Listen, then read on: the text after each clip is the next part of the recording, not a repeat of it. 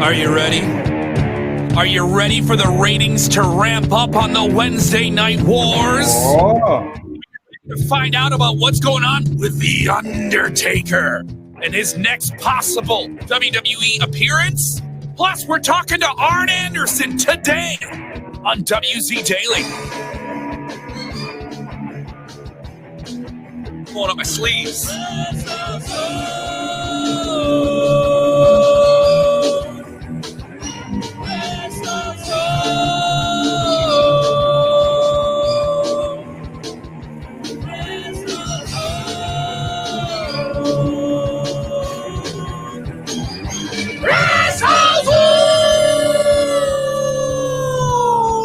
WrestleZone Daily. I'm Kevin Kellam. Follow me on Twitter at KevKellam. I am coming to you from the NBC Tower in downtown Chicago, home of the WWE Survivor Series. Yes, we do have breaking, developing, could-be news about The Undertaker and what he may or may not be doing at WWE Survivor Series. Not too many people paying attention to the story. WrestleZone going to have a little bit of scooperoo. 2 scoops of raisins of news for you. But I'm not getting all that alone. Talking the AEW NXT ratings and how they are getting a little bit close to one another. All right? A man who looks like Seth Rollins. A man who does not give rah-rah speeches. All right? He gives ha-ha speeches. I sure do. Robert DeFelice. Follow him at DeFelice. And if you're with us, you guys can share the link. Get a bunch of people in the party and tell them that we got a big old scoop on The Undertaker. You know, an Undertaker fan, we're going to talk about it. And not too many people paying attention to this story. Isn't it odd when you have a story like this and people go like, whatever. You know, it's The Undertaker too. I think it's because people, they either don't want to get their hopes up or they're over The Undertaker. And that's hard to say, but it's possible, you know? Mm-hmm. Yeah, we will get into that. We'll also talk to the legendary Arn Anderson on today's show. A full interview with him is already up in the podcast feed. But on today's show, we will have a full take on what he thinks of the big AEW main event between Cody and Chris Jericho for the AEW World Championship this Saturday night in Baltimore at the Royal Farms Arena. And we'll have everything. Starcast, the big fan convention, Starcast 4 tied to that. And it is it is a fun event. There's a lot of stacked stuff on there. Our very own Dominic D'Angelo is there. He'll be telling us everything about it. So plenty to get into on today's show. So let's start off with the big one. The ratings are in for week 6. This is week 6 now of AEW Dynamite on TNT against WWE NXT on USA. And the ratings are they're getting a little bit more competitive. Give me the numbers. I think I called this one, Kevin. I told you, I said, it's going to hit a point where they're going to get competitive, even though AEW is going to stay in the lead. They're going to stay in the lead because they're still the shiny new toy. AEW, 822,000. NXT, 813,000. So we're only seeing a difference of less than 10,000 individuals.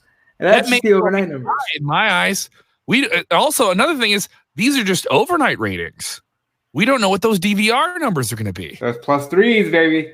+3 days, dude. So we'll find out actually sometime around, I want to say probably Saturday, late Friday. We'll have an idea what those ratings might be. Kind of coming into it. Probably closer to Saturday. And most of those ratings people don't pay attention to until Monday of next week. So a lot to see there.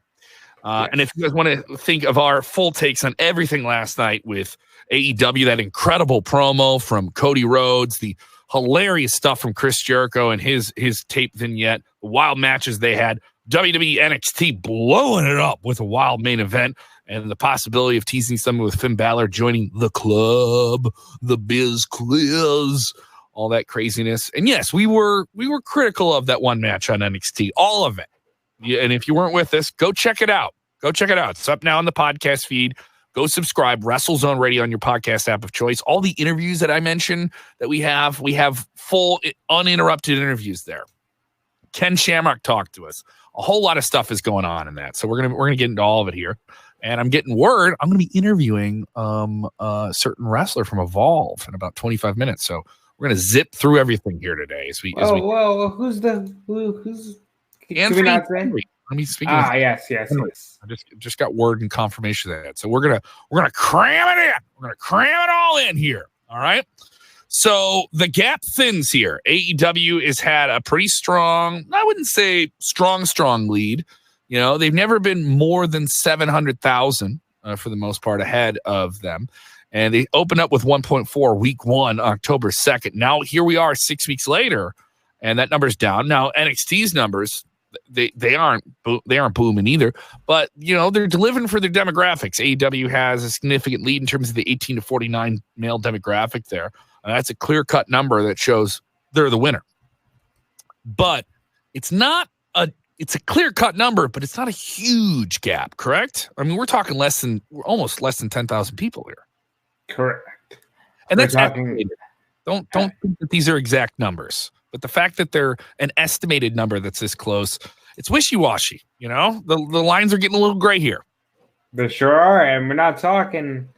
You know, we got the excuse of baseball anymore. So these are about as genuine as numbers are going to get. Timothy Tim says, "Well, we report the numbers when the final numbers when they actually come in." Tim, we'll try and keep an eye on it. The way they become available, Nielsen, which handles these, is quite protective of what those numbers are and how they get out. Showbuzz Daily is usually the source that gets these ratings out to a lot of people. And it seems like both shows did all right. They've done about the trend they were, but AEW took a bit of a hit here. And NXT took a solid bump. And AEW held the lead. That's kind of what we're seeing in terms of the numbers coming out here. What do you think the hook was here? How much do you think the rub that WWE gave their NXT roster on Raw and SmackDown this past week produced a number here? And plus, you know, right before the show on air, we found out that AJ Styles and the club were going to be involved.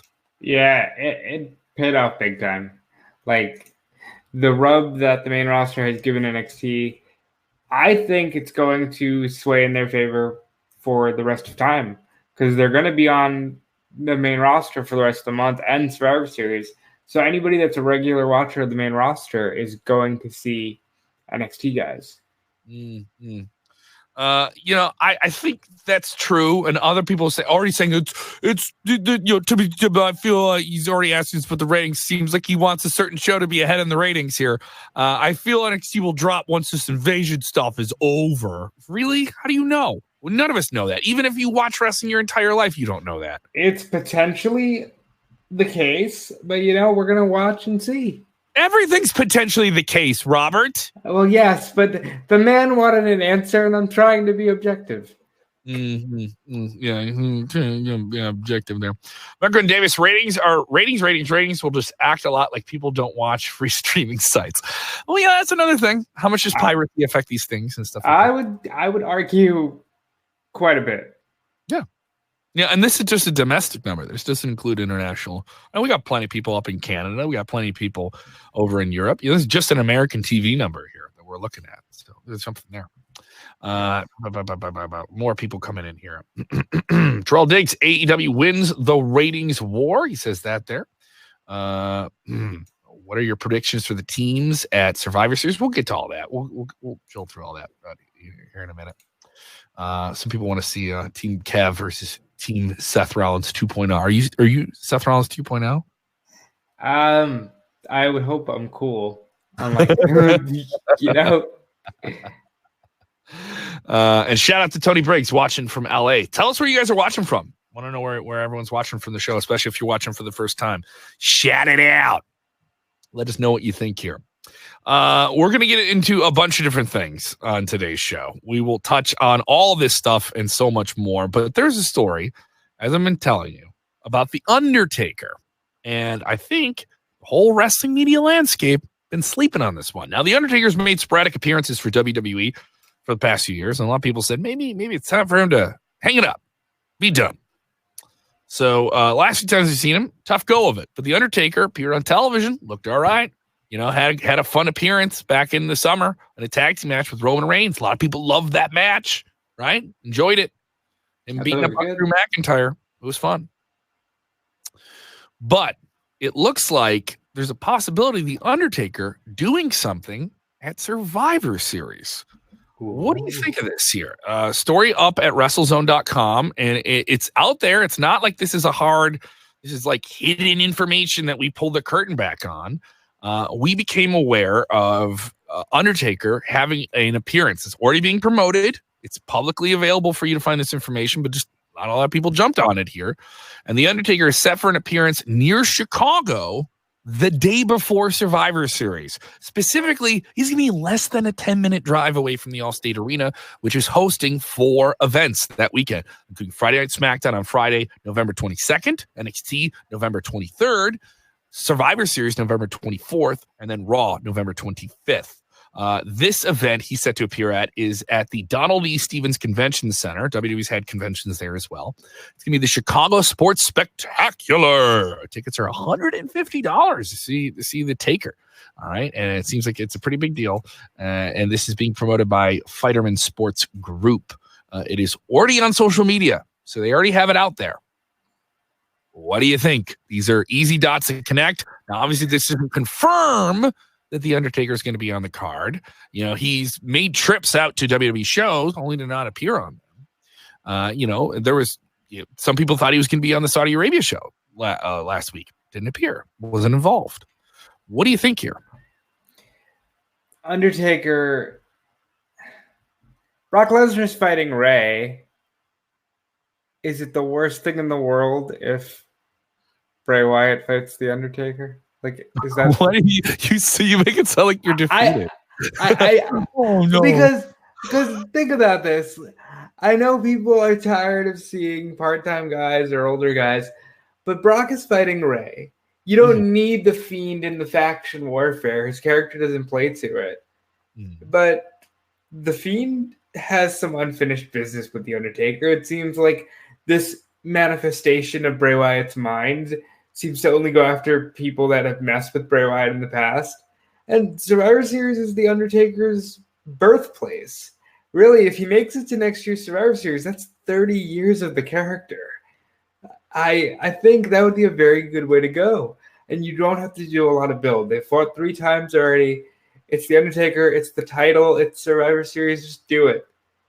Kevin, just jump right into it. Just do it. Just do it. Just do it. Match. Randomly do it. Just make the match. You don't need he's The Undertaker. What do you need storyline for? The storyline is that he's still alive even though he's dead. The Undertaker. Stop it, Robert. Robert, you're just throwing stuff at the wall. I'm throwing it, Kevin. I think there's plenty you can do with Undertaker. Obviously, the Fiend is a big supernatural character. Undertaker and him have tangled before at WrestleMania. It wasn't a fair match for Bray Wyatt because he was dealing practically with a broken ankle when he had the match. Yeah. And the match was fine. The match was good, but it was Undertaker's first big match back after having the streak broken. And, a lot of people were having some expectations for that, and then they had to come out in the day. It was a good match, but now you have a whole different version of Bray Wyatt, a much more darker, menacing character. And obviously, Undertaker can be as spooky as he wants to be. He can be all the Munster Addams Family he wants to be out there with all the fog machines that it could ever fog.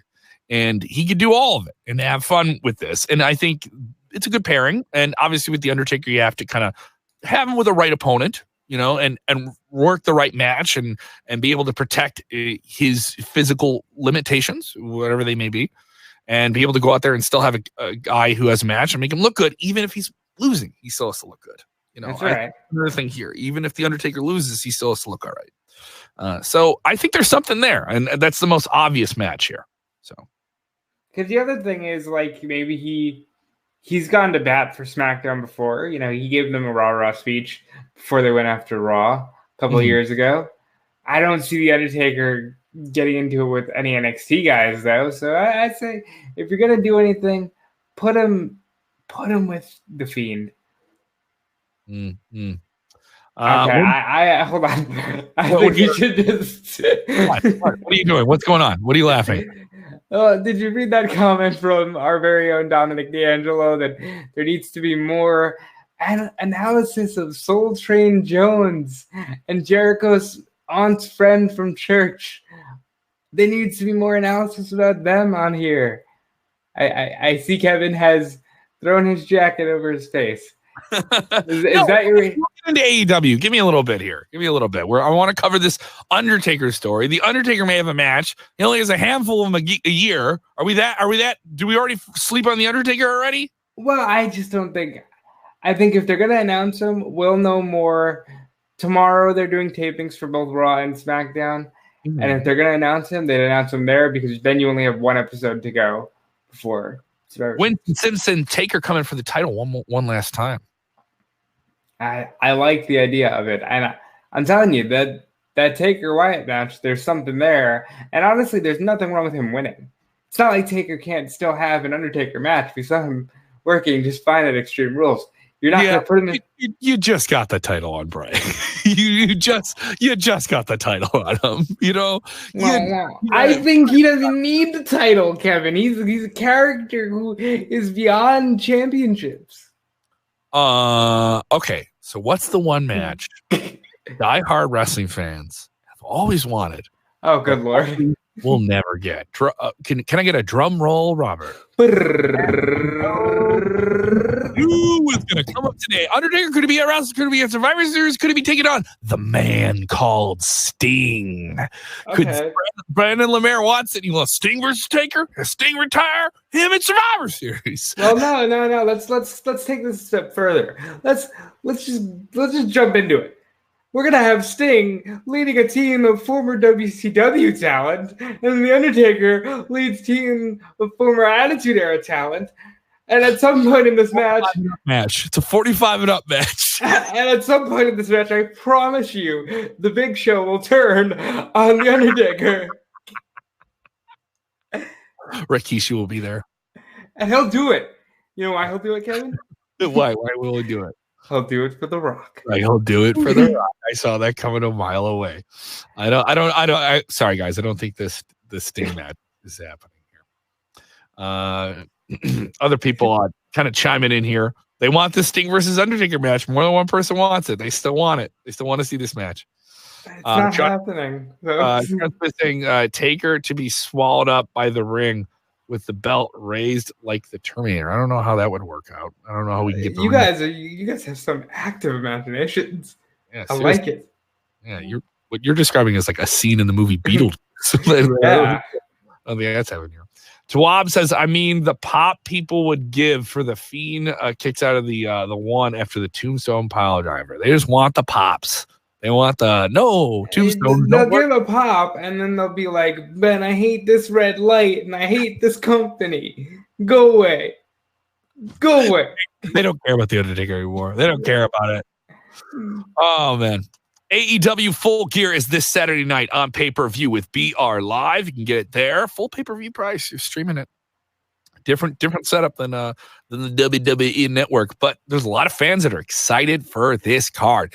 A lot of excitement for it. We'll preview the whole thing. But the match that everyone's really, really pumped about is the title match. I think that's the biggest sold match, especially Cody's magnificent promo this week. The addition of judges who could decide who could win the match if it goes 60 minutes. You and I thought that was a little bit much. We also thought it was a little bit much that Cody is putting his executive role on the line if he doesn't win this match. If he doesn't win it, his executive role never challenge again.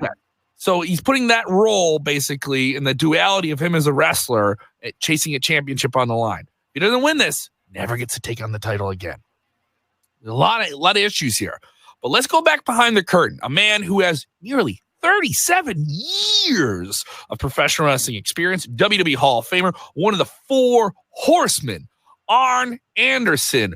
We got to talk to him. The full interview is up in our podcast feed. And, of course, if you're just too lazy, you just want to read it, we got it up at WrestleZone.com. We asked Arn Anderson, who do you got this Saturday night? Well, the one thing about Jericho is it's so obvious, to people that they can look away from their emotion for just a second and see what he's doing. He has gotten really good at being a horse's ass. and he's really jerking everybody's chain. And there's not a person probably walking the hallway back there, including all of his own partners, who really don't dislike the guy. I'm sure they do. And he's become very unlikable, which is going to be his advantage, because if you can get a guy to blow up and lose his cool, then that guy loses his talent, because he just starts windmilling it, and he starts making, not, well, let's just say ill-advised decisions. And I think Jericho is going to do everything he can to upset Cody, get him off his game, have him forget what his goal is, and that's to win the championship. And if he can do that, it's going to be a long night for Cody. If Cody will keep his cool, stick to his guns, stick to his abilities, because right now he's never been better. He's more mature. He's more calm. He's kind of fighting, I would say, for his company, and the fact that he's trying to make a statement that AEW is as good as anything out there. And I perfectly agree with him that it is. It's as good a product as there is out there right now. So I'm interested to see how it's going to go. I really wouldn't bet my house on either guy, but it's going to be fun to watch, I can tell you that. So that's the take from Arn Anderson. Certainly some educated insight there, adding a lot more weight to everything that we're going to see this Saturday night on pay-per-view with BR Live. But they built it up. We already know the stakes that are involved. Simple question to ask, not a simple question to answer. Even Arn Anderson couldn't pick a slot here. I think it's a pretty hard match to predict, especially with all the stipulations that have been added.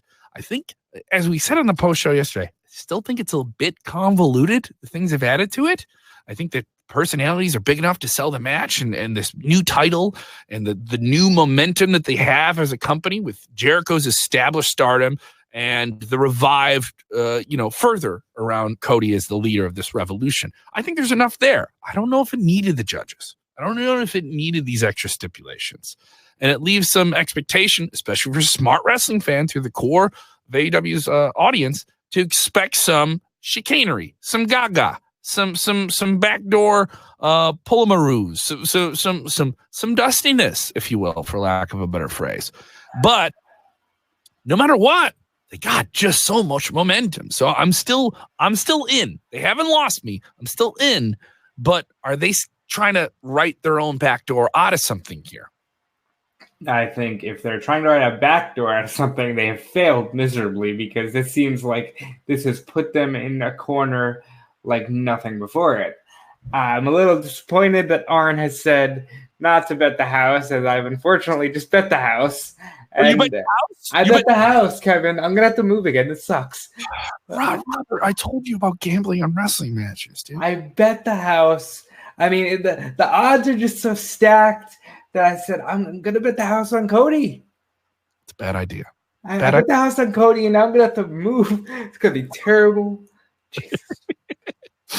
You bet the whole house on him. Come on, Cody, please. Come on, Cody. You gotta do it. You got the pencil. You got the pencil. You gotta do the thing. Gotta do it. Just run an envelope out to the referee. The script. I want to live somewhere. I want to live. Come on, Big Tony. And Big Tony, my bookie's gonna come down. He's gonna pick up if I don't. It's gonna be awful. Oh. I'm gonna be swimming with the fishes. See, that's what happened. I was supposed to be on that Arn interview. I could have saved my life if I was on that call. Jesus. If he would have told you not to bet the house. Honestly, though, what do you think happens here? Cody's got to win, because they've booked themselves into a back door where if Cody loses, at some point he's a liar because he's challenging for that belt again. Mm-hmm. I don't know why. The terminology is so important in wrestling. All you had to do was change some words here. I will not challenge again as long as Jericho's champion. Or I will not challenge again within the next year. The thing is, they didn't add any caveats like that. They just said flat out, if I don't win this match. Yeah, if I don't win this match, I will never do this again. As the executive vice president is the caveat. So he'll lose. If he loses on Saturday and he doesn't get that title and he can't challenge for it, Now he's running a company where he can't be the top wrestler. He can only be an executive who gets to wrestle. So then what you become Triple H. And how did you get there so quick? You asked to abuse your power to get the match. He's going to have to figure something else out. They do have some other things they could do. You know, they have a casino battle royal they've created that just sends a guy into a 30-man match, sends a guy through it. That would be a backdoor way through winning a match. Because by all rights, given the stipulation he has put on himself, he has no right in the casino battle royale or anything involving the world title because he has said, I will not do it. Mm-hmm. A lot of people with different takes here. Carl Obama is saying it's going to go to the judges. The judges are going to go to the judges. Who do you think is going to be the judges? The judges have to be some luminaries. They have to be some relatively well-known wrestling personalities involved. You can't, and AEW's kind of established a certain, momentum of a certain rhythm of having legendary figures make cameos on their shows. And I don't think this is any different than that. Arn Anderson could be one of those judges. Yeah. Did you ask him? Did you ask Arn if he's going to be a judge? Did not ask him that. It was one thing where after the interview, I was like, oh, he's involved with them. I know he's consulting with them and helping produce stuff. So it was something like, oh man, I should have asked him. I will bet the house on Ricky Steamboat being a judge because of the relationship he has with Jericho and the fact that he's there for Starcast. And it would get a huge pop in Baltimore. It's a huge pop in Baltimore. They did the judges thing with him and Flair. There's too much there to not go there. Chris Green texting and saying Cody will never challenge again. Cody Rhodes will. Oh, God. If they pulled that crap, that absolute nonsense, what if he quits his job? What if he quits his job and is an executive just to challenge for the title? See, but that would be – then you're getting into – see, they keep talking themselves into holes. Yeah. Because then you're getting into your whole, well, perception isn't reality, reality is reality. And in reality, you're not going to quit your job, Cody. So, again, why do this? This is something where I think they put themselves in a corner, but it also gives you raised stakes. So I get both sides of people loving this because another thing is that promo was incredible. It was just an incredible promo. He's nearly on the verge of tears saying, I need to win this title for my family, for my brother, my sister. And you're just a stupid dick. You're a stupid dick. My entire generation is entitled. Your dad was on the New York Rangers in the NHL. We have the same silver spoon, you dick. Dick. What a promo. As I've told you before, all good, dirty words have a snap to them. You know what I mean? Bitch. You always hear that in WWE. Bitch. Where they drop the bitch on each other. You can suck it. I had a punch. Pulls you in. And it bites you. All right? That's what you got. Other big matches on AEW as we're kind of wrapping up here the full card. Hangman Page versus Pac. I think Hangman Page's got to get a big win here somehow. I know they've built up Pac as a mean SOB. Could we see the continued descent of Adam Hangman Page of the Elite? Or does he turn his card around here and maybe gets to do some cowboy shit in Baltimore? I think we're going to definitely see some cowboy shit in Baltimore. Yeah. But I got to go with Hangman to win. I'm not a fan of 50-50 booking, but we've seen this match on Dynamite. Pac won. If you want to make Hangman continue to look like a credible threat, Hangman has to win here, and that just is what it is. I'm going with Pac on this one. I think a continued reversal of dedication, a continued just a depleted Adam Hangman Page is much more interesting to me in the long run than a guy who says cowboy shit and has a horse on his t-shirt. Those are fun bits for being the Elite in jokes, right? But it doesn't give you a TV week to week tuning.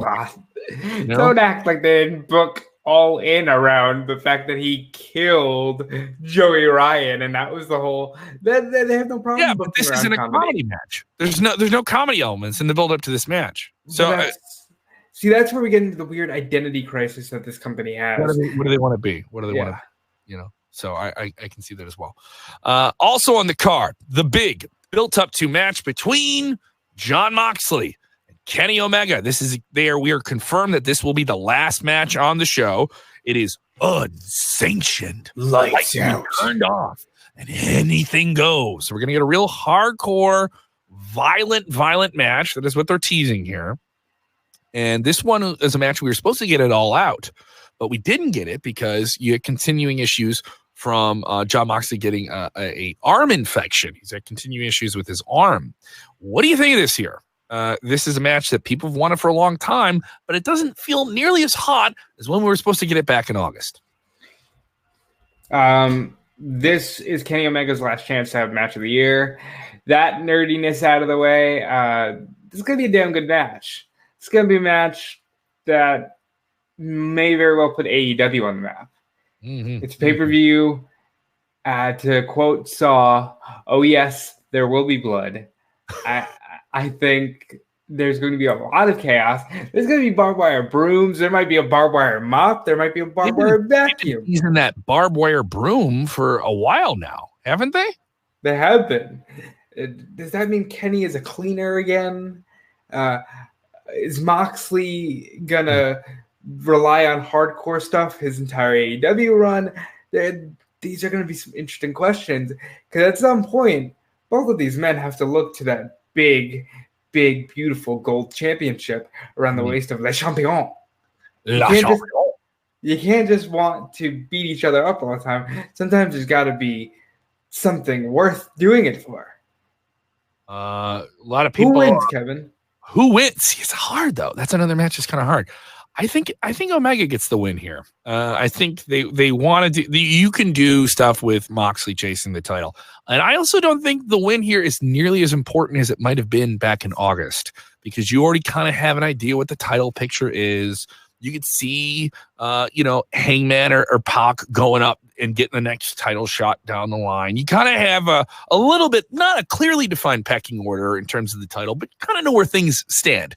And this is just a big match built on a feud and a war of words. It has some emotional investment, but I felt more invested than I did a month ago in terms of like the pacing of a storyline. You remember like a couple of years ago, you get like 2 weeks out from WrestleMania and you wish, I wish WrestleMania was this Sunday, but it's 2 more weeks. I felt like this is a situation where AEW, they got themselves in that situation. They're just trying to establish a TV show. They're only 6 episodes into this thing. So there's some challenges here, but it's still a great big match. If you're a fan of Kenny Omega in New Japan, you're going to want to see this. If you're a fan of the former Dean Ambrose in WWE, you're going to want to see this. And it's going to be a really, really fun match. It's going to pay off the delayed anticipation, I think, in a lot of ways. And it could be the match that everyone's talking about next to the Cody Jericho match in the best way. Those are the big selling points. Also on the card, Young Bucks versus Santana and Ortiz. I'm thinking the Bucks go over Santana and Ortiz, especially if Jericho retains the title later in the night, so that Inner Circle kind of can take a divot, can take a hit. Some wishy-washiness there as well. What other matches on the card are you looking forward to here? We've got the newly minted Shawn Spears versus Joey Janela match. This is a match where I think both men have to win, but only one can. Obviously, I'm going with Spears because he needs it more. I also, Riho is going to defend against Emi Sakura. I think that's got to be just Riho retains and maybe some Awesome Kong action. I definitely think we're going to see Awesome Kong with the wicked, evil Brandy Rhodes coming around. She's gonna take out somebody and drink wine. Yes. And then the tag team title match with the Private Party getting into that match with the SCU and the Lucha Brothers. I think if you're going to change the titles, I don't think they will because everybody just got them pretty fresh. But Private Party is never going to be a bad time as tag team champions. You're such a fun team. You think that opens the show? I would not be surprised. Yeah, I wouldn't be surprised by that as well. On the buy-in, this is the free pre-show that'll stream on YouTube and various other streaming media platforms to get you into the show. Surprisingly, is one of the women's feuds that has the most emotional investment. Bea Priestley earlier this summer at an AEW streaming event gave Britt Baker the dentist who wrestles that we have. You can listen to our special interview with her in the podcast. Is she a dentist? She is a dentist, DMD. Dude. Have they ever said that? I don't think they've said it. They've said it a lot. They say it when they introduce her. Robert, you're betting your house and you don't know who the wrestling dentist is? Come on, Robert. But this will be on the buy-in. B. Priestley gave her the injury. Now, they got into it at All Out and beat each other up, but they haven't really gotten much into it on television. And a lot of wrestling fans who are tuning into AEW for their first time, remarkably, are talking about how they feel the women's division, at least since the first episode, feels underdeveloped. The first episode, you saw Rio get crowned, defeating Nyla Rose to be their champion. The women are featured every week, but they don't feel as big. And this is of the matches they have that feels the biggest in terms of an emotional storyline. Why is it on the main card? You got to make them buy into something. Maybe they feel comfortable about doing a match with a lot of good story on it. I think it should be on the main card too. I think Janela and Spears should be on the buy-in, but that is just me. I agree with you. That kind of makes sense. That doesn't, yeah. And that would be a great match here. So a lot of different takes on this here in general.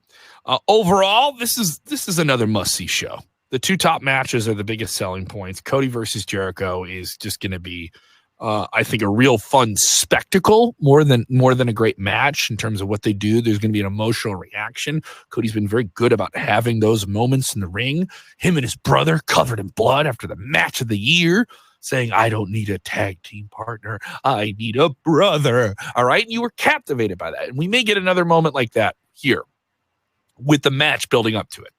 In terms of just pure over the top, out there violence, Omega and Moxley have something to prove and say that this match was worth the wait and that they definitely do not like each other.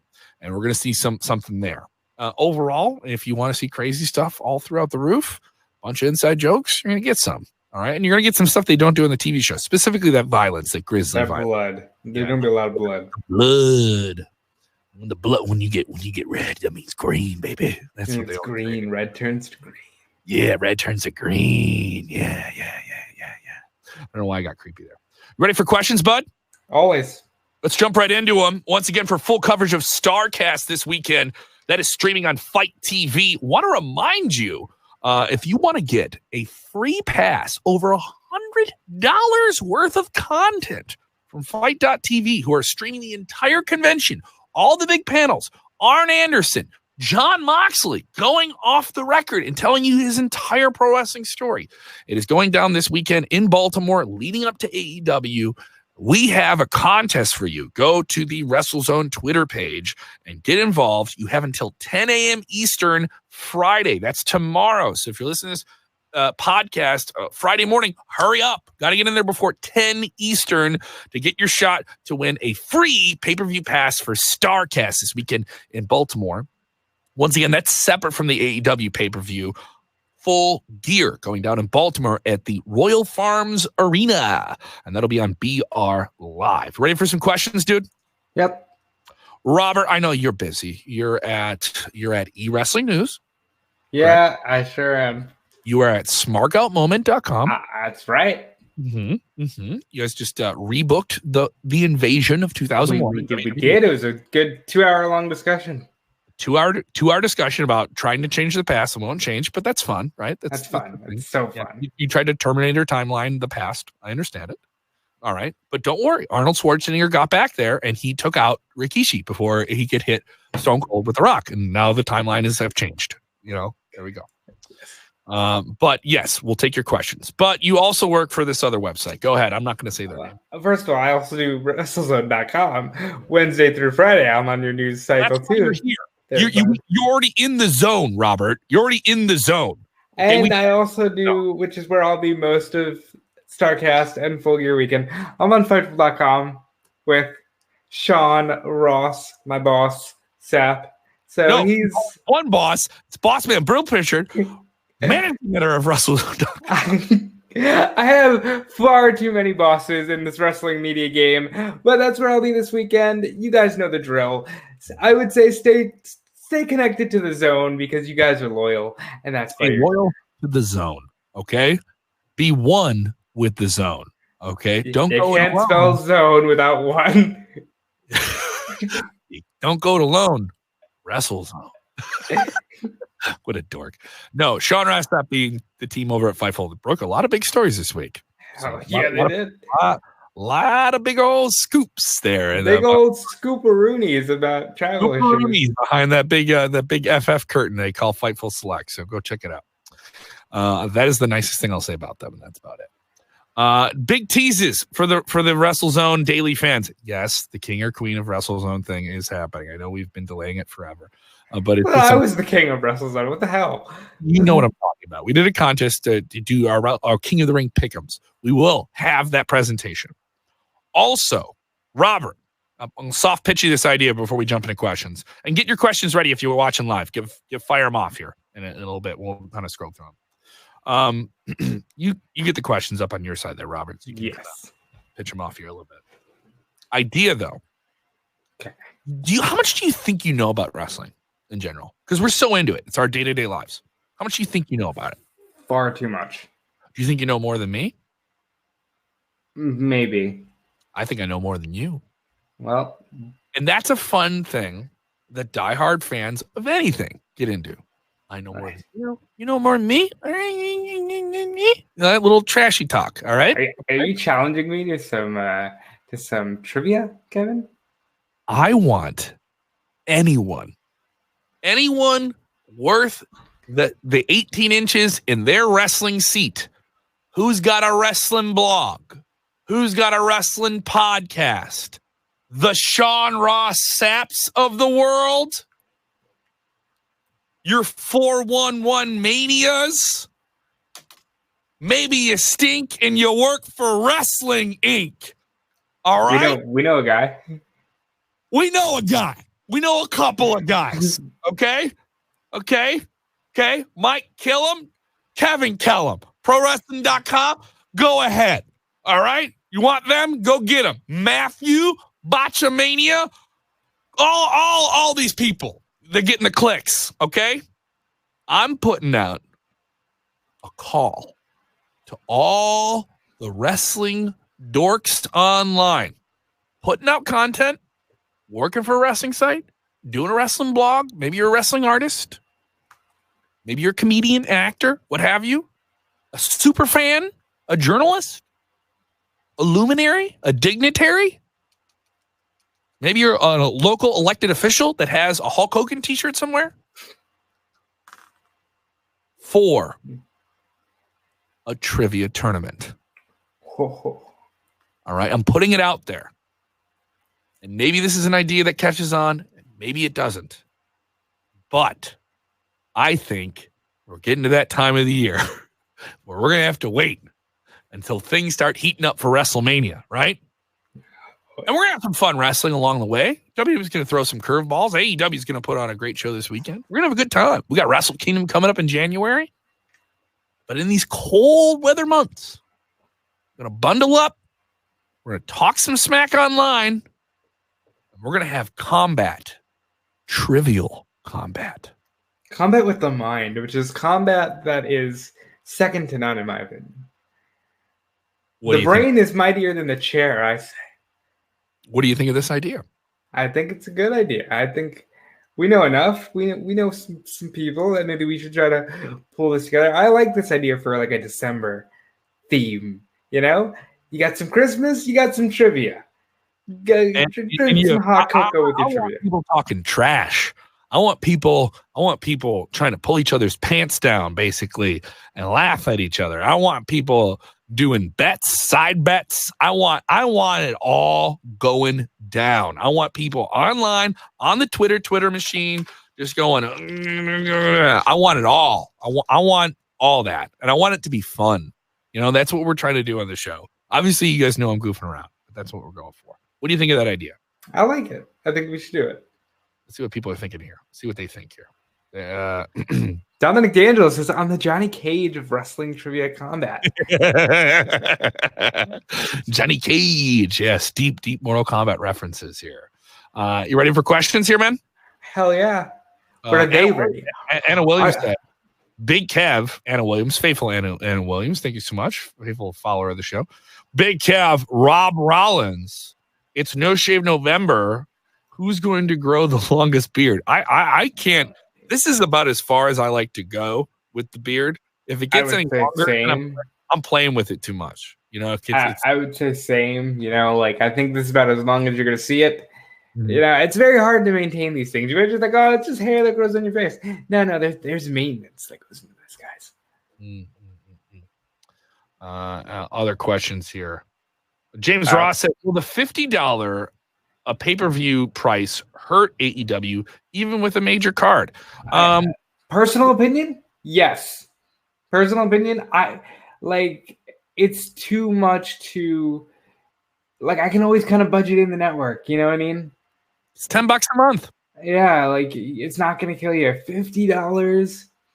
And then it is what it is. You're not getting any additional, shows or anything there. I think they need to switch models pretty soon. Well, it's just, for some people, this is an outdated model, but pay-per-view is supposed to be dead. I talked to Tito Ortiz yesterday. This is a guy who's made his career fighting on pay-per-view. And pay-per-view is not a dead model, I would say, by any means. MLW did a pay-per-view last week and had great numbers reportedly coming out of it on Fight.tv. Starcast is this weekend, and it's a pay-per-view. But mind you, it's a whole weekend of stuff. You know, you're paying for it. You basically get to watch the convention from home. It's really fun. You don't have to go to the convention. You just get to enjoy it at home on your own time, right? So the pay-per-view is not dead, but $50, one single event. You know, now you're talking old school. People going back in time and basically saying, "Hey, we're gonna get together and we're gonna chip in some money and we're gonna watch a show." I think that model isn't exactly gone, but WWE has certainly conditioned people with the network to be like, "Hey, here you go." And if I can't watch, I can watch it later. You know, which makes it a little bit less of an appointment during the time. But you and I know it. That's the time when you want to watch the show when it's airing. Right, and I think it's just going to take them getting more of a library, but soon enough, they need a new model. I've always been intrigued about this. I want to get someone on AEW's record, All Elite Wrestling. They're in with Turner Media, Turner Broadcasting, Warner Media, right? They have BR Live. Warner Media is launching HBO Max, a big streaming service with all the HBO shows on it, a bunch of different streaming things on it, and it's tied into all the different cable deals they have. They own a piece of DirecTV and AT&T, a lot of different media things here. But HBO Max could be a really good platform for some things that AEW has. I'm intrigued by Kevin. Yes. WWE Network, Netflix, Hulu, Disney Plus is coming on Tuesday. I don't want any more streaming platforms. Don't give them ideas. No, Max. Don't give them ideas. You see the animated Gremlins spinoff, dude. Full disclosure, they already announced something that's going to have me subscribing to HBO Max. What do they have on HBO Max? It's called Close Enough. It's a adult animated cartoon by one J.G. Quintel, and it's something I've been waiting for. It was supposed to be on TBS. They have moved it to HBO Max, so there goes the money, Kevin. It's flying out of my pocket. James Espanto Fernando, faithful follower of WrestleZone Daily, always with us every single day. Mwah, I blow you kisses, James. I blow you kisses. Blow him a kiss, Robert. Blow him a kiss. There you go. Make it smack. Boys and girls, get yourself somebody as loyal as James is to the show. Get you a man. Get you a man like James Espanto Fernando. Tag a Big Kev and Robert. For ADR Ortiz, this is their big MMA match, a fight, not a match, MMA fight going down for Combates America. Do you think ADR Alberto Patron pulls a Bam Bam Bigelow, or does he actually try to mix it up with Tito Ortiz and the Huntington Beach Bad Boy? Well, are you asking me if I think he's going to throw the fight? I don't know if he's going to throw the fight, but I mean, is he going to give it a go here? Because, Bam Bam infamously had a match, a guy who's going to be a WWE Hall of Famer at some point. He took for all intents and purposes, people viewed Lawrence Taylor as an athlete jumping into wrestling. James Espanto, your question's a little confusing, but I understand a little bit what you're going for here. Is Alberto Patron, is he going to turn around in the sense of, is he going to give this a go? Is he going to be like, hey, I know I'm the outsider in this situation, but I'm still going to go full force at an established legendary fighter in Tito Ortiz, who's gone through some health issues and neck surgeries and different things, but looks like he's in great shape and totally kicked Chuck Liddell's ass in his last fight, right? And, is a guy that does want to do business with the UFC, one of the bigger names outside of it. And now Combate, they have something here with him as a big name. He signed for more than one fight. And Alberto Patron, he's involved in the management of Combate Americas and has a figurehead thing. A lot of people think, they view him as just a WWE champion, former WWE champion here. But he has a fighting background. He fought in Pride. Yeah, he was on the Greco-Roman Olympic wrestling team. He has a background. He can break your arm legit. Del Rio can go. He's a shooter. So let's clear that here. But obviously, Tito Ortiz has the record. This guy's beaten a lot of big name people. All right. And he's a guy who has had a lot of huge fights, has the skills. He's a guy who came from one. MMA was a relatively, sport? It's wrestlers versus. He's a guy who came out of, and he is one of those full hybrid generation fighters. I talked to him. This interview is coming out soon. And let me tell you, if you are interested in what Brock Lesnar and Cain Velasquez and MMA stars do in wrestling, you are going to be interested in what Tito Ortiz has to say about the WWE. He has some very, very interesting things to say about it. But in terms of this fight, I do think Alberto Patron is going to give him a go here. But I just think Tito Ortiz has too many skills. He's going to be too confident. He's going to know what he's doing. He's a guy who's talked the trash and delivered on it too many times. If Alberto Patron can go the distance with him and get this fight past the third round, then he's already won. Well, hold on. James has expanded on his question, saying Bam Bam Bigelow fought the Hawaiian fighting legend Kimo in an MMA match, but he threw the match for roughly $200,000.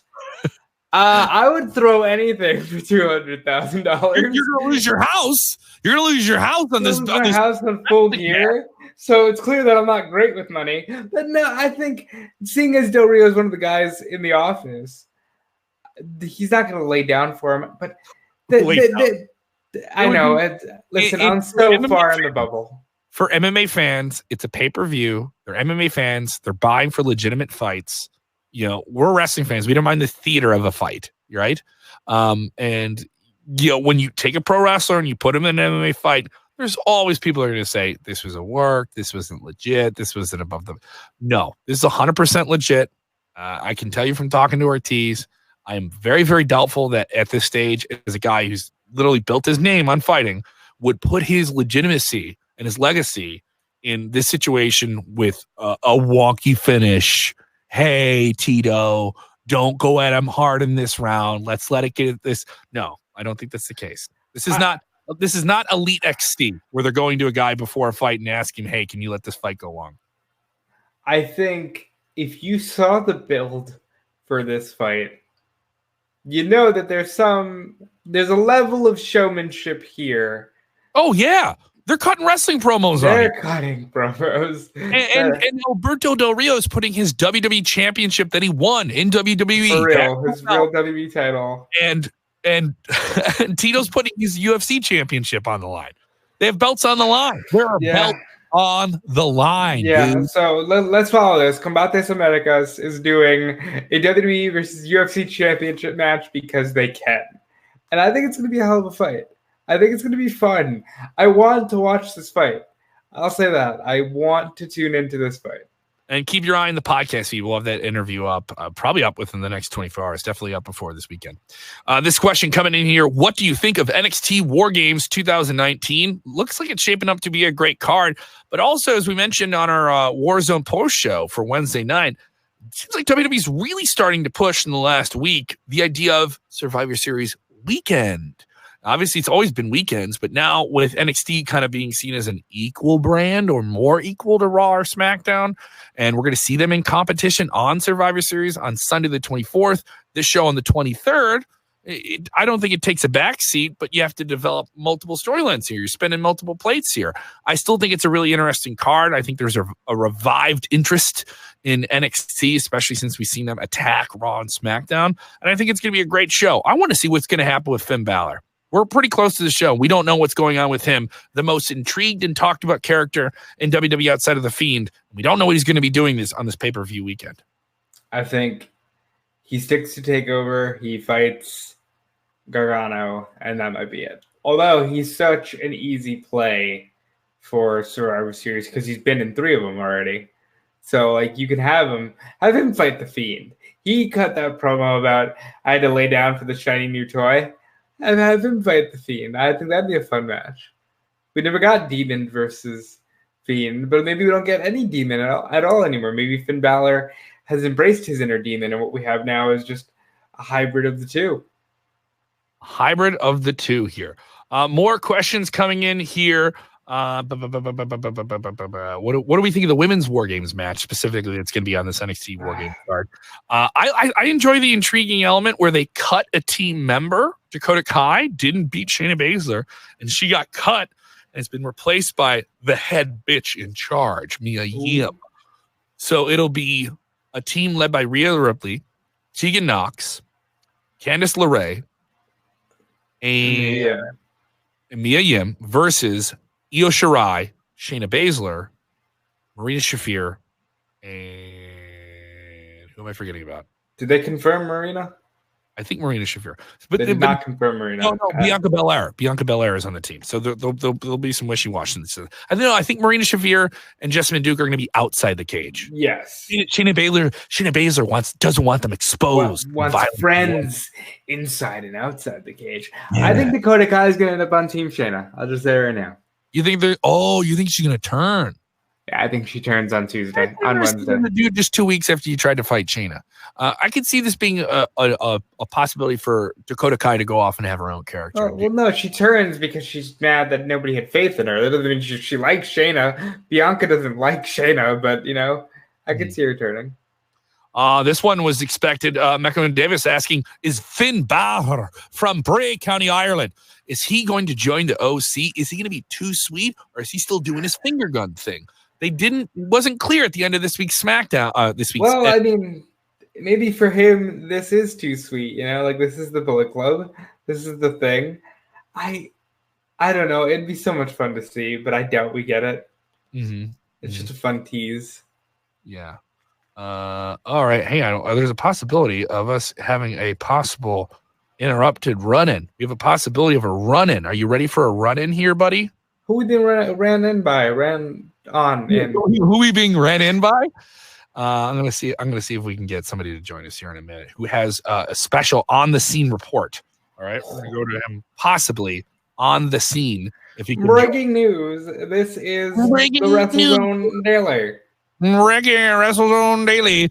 Robert, what other questions are burning at you right now at the moment? Other questions burning at me: who will be the next 24/7 champion, and will they have a WrestleMania match? So I believe Samir Singh is the 24/7 champion.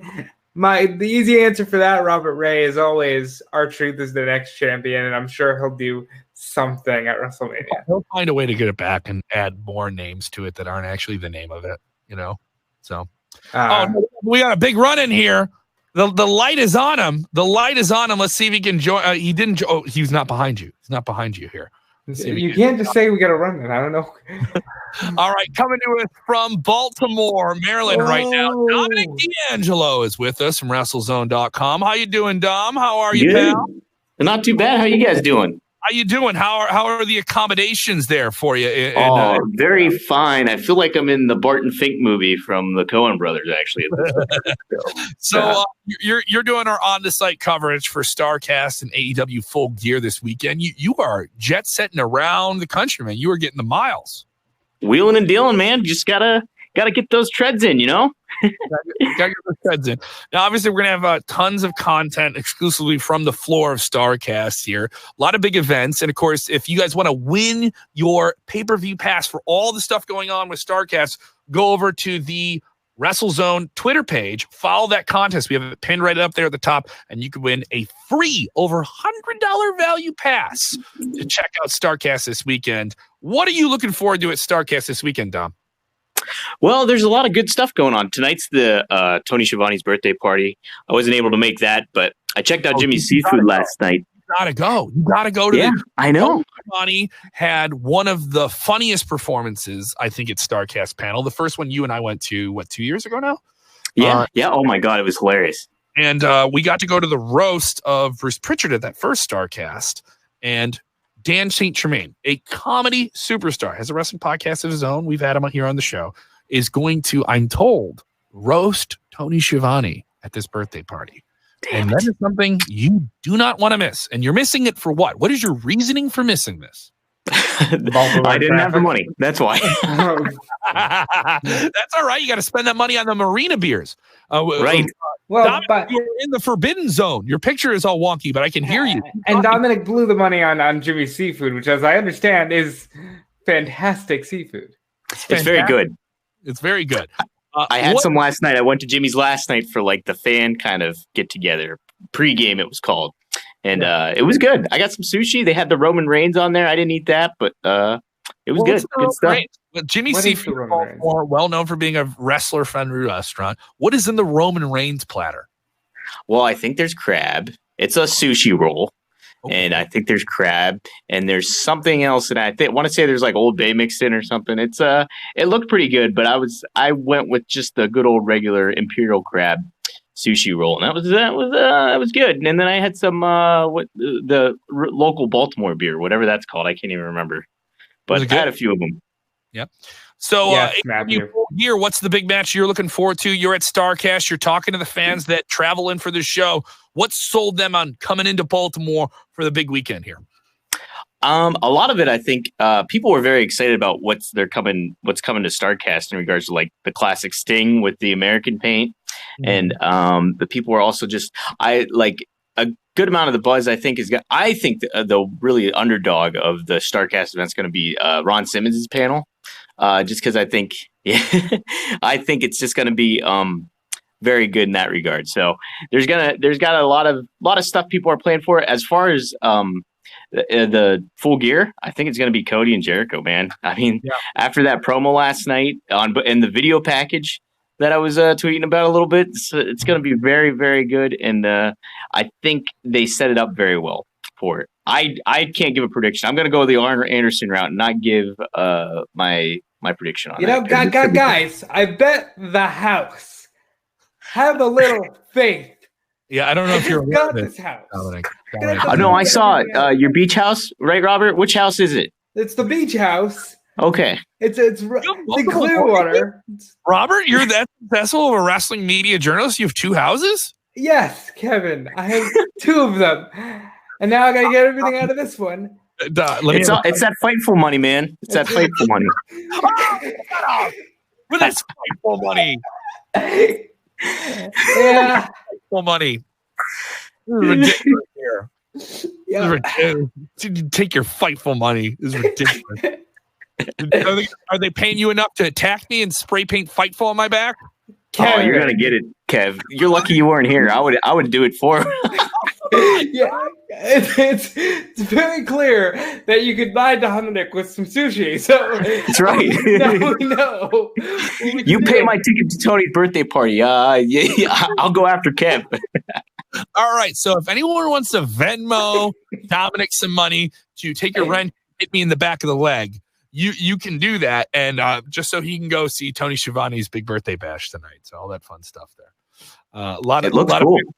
Yeah. So you're gonna have a ton of content. You're always killing it at these conventions.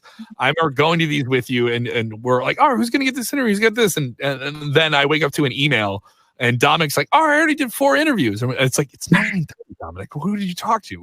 Where did you find all these people? He's good at crush it. So make sure you follow him. Where do they go on Twitter just for your handle?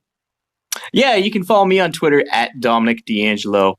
I tweet about the Jets losing, but I also tweet mostly about wrestling. And once in a while, I'll throw in some other tweets there too. But yeah, you can follow me on Twitter at Dominic D'Angelo. So yeah, it's all this weekend. I'll be covering all the Starcast events. I'm probably going to stick around the Starcast for the watch party of Full Gear instead of actually going to Full Gear. So I'll do coverage of that as well. Yeah, that might be fun. That might be yeah, I think it'll be a good time. So Baltimore is such a neat. I just feel like I'm in the wire constantly right now. But without police skills or anything like that, or any weapons to protect myself, I've walked under a couple underpasses, sketchy underpasses. It's been nice. I'm from Chicago, dude. It's fine. Yeah. It's okay. All right. You just gotta gotta grimace. Okay. You gotta puff out your chest a little bit. Hold on a minute. You tell me Steel City didn't make you that tough, Dominic? Oh, dude, hey. Listen, I lived in Philly for 5 years. North Philly. I walked around that area. Holy smoke. They got barbed wire in their cheesesteaks.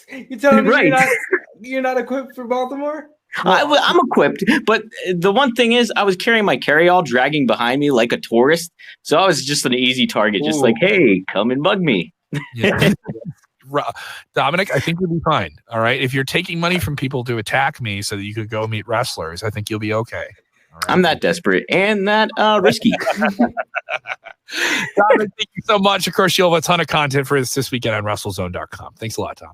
Absolutely, guys. Thanks for having me on. Good work, you do. I appreciate it. Big run in there with the blurry screen, but he still made it count. Thank you to Dominic D'Angelo joining us as well. Robert, I think that's a whole lot for us as we build it to a crazy weekend in wrestling here. I think that'll do it for us. I'm very excited for the weekend. We're going to come on here.